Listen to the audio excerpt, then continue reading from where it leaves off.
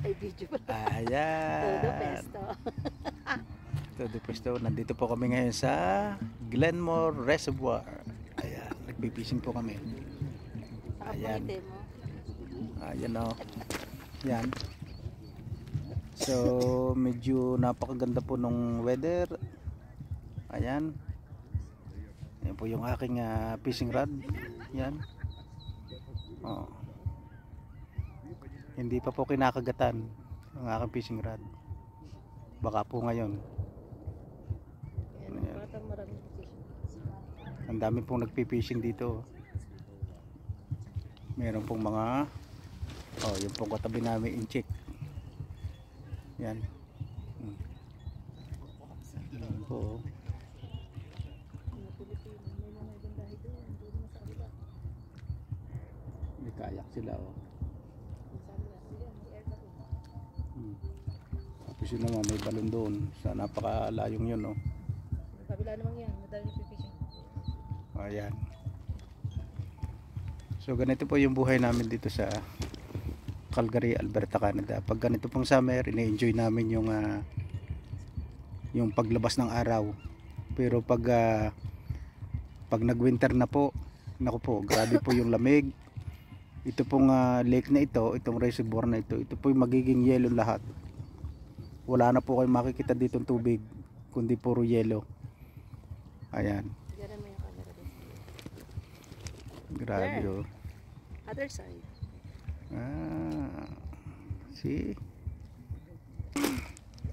Ayan, ang ganda po niya no. Ayun. May nag-ano pa ngayon no. Kita na niyo 'yon no. Ayan.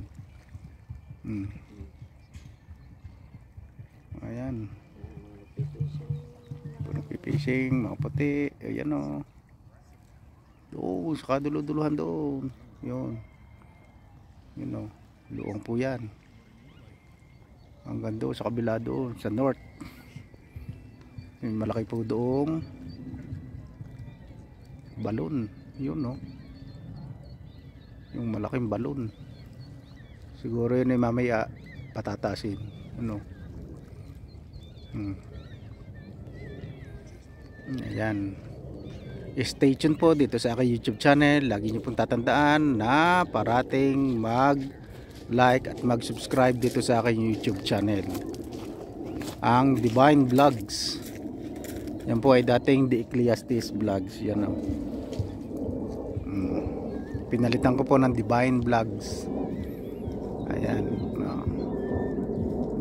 Minsan po dito ay may lumalabas na yung barko na malaki nandoon sa dulo. Ayun, nakatigil. Nakatigil doon sa kaduluduluhan ngayon. Alas 12 yata yan lumalabas. Hindi pa po kinakagatan itong aking ito.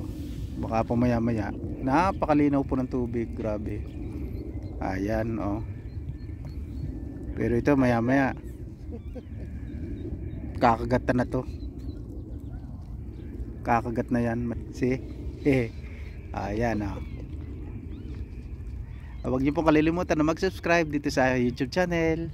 Ito nga pala po si Chef Ben, laging nagsasabi na ang buhay natin ay maikli lamang. Kaya nga po, enjoy at lagi natin tatandaan na maging down to earth tayo. Kahit na po yung yung marating natin sa pedestal sa buhay, kahit saan po dako ng mundo, ay wag po natin kalilimutan ang mag-pray o manampalataya sa ating Panginoon. Salamat po and to God be all the glory.